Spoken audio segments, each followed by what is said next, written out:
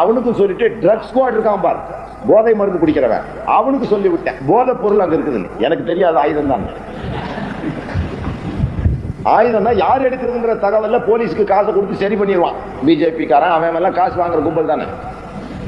உடனே அவன் உள்ள பூந்து எல்லாம் அரிச்சு கிரிச்சு பார்த்தா ஆயுதமா இருந்துச்சு. அவன் நேரம் என்ன பண்ணிட்டான், கஸ்டம்ஸ்க்கு இன்ஃபார்ம் பண்ணிட்டான். கஸ்டம்ஸ் எல்லாம் போய் பேப்பர்ல போட்டான் 4 கோடி ரூபாய் ஆயுதம்.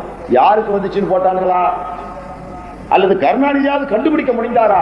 இஸ்லாமிய சகோதரர்களே, உங்கள் பெண்களின் கருகுமணிகளை நோக்கிய துப்பாக்கிகள் அவைகள். அன்று தக்க நேரத்தில் நான் தடுத்திருக்காவிட்டால் இன்று உங்கள் வீட்டு பெண்கள் வெள்ளச்சிலையோடு விதவைகளாகத்தான் நின்று இருப்பார்கள்.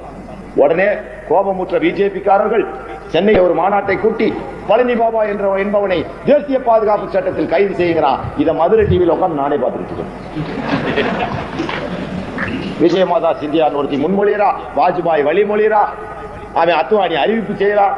உடனே அங்க இருக்க நிருபர்கள் யார் பழனி பாபான்னு கேட்கிறான். அது கூட அவனுக்கு பழனி பாபான்னு வாயில வரல, பண்ணி பாபாங்கிறான். எல்லா சிறப்பு நகரம் தமிழனுக்கே உரிய சிறப்பு. அவன் வாயில நுழையாது வடநாடுகாரன். பண்ணி பாபாங்கிறான். அன்னைக்கு கருணாநிதி காத்துக்கிட்டு இருக்கார். எதுக்கு? விருந்து வச்சுக்கிட்டு.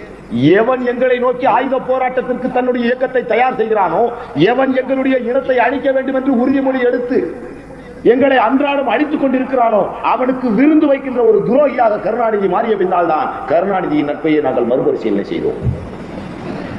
உடனே இவர் என்ன பண்ணார், காரைக்குடியில போய் ரிமாண்ட் பண்ணார். இன்னைக்கு கூட உங்க ஊர் டிஎஸ்பி சொன்னார், நீங்க நாகூருக்கு வந்து பத்தி அறிஞ்சிச்சார்.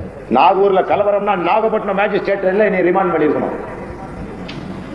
நாகூர் கலவரத்திற்கு நான் தான் காரணம் என்றால் நாகப்பட்டினம் மேஜிஸ்ட்ரேட் அல்லவா என்னை ரிமாண்ட் செஞ்சிருக்கணும். என்ன காரைக்குடியில நான் வெளியிட்ட ஒரு நூலுக்காக கைது செய்து மதுரை ஜெயில வச்சிருந்து இவன் அறிவிச்ச மறுநாள் எனக்கு தேசிய பாதுகாப்பு சட்டம் போடுறான். அந்த நிலையத்துல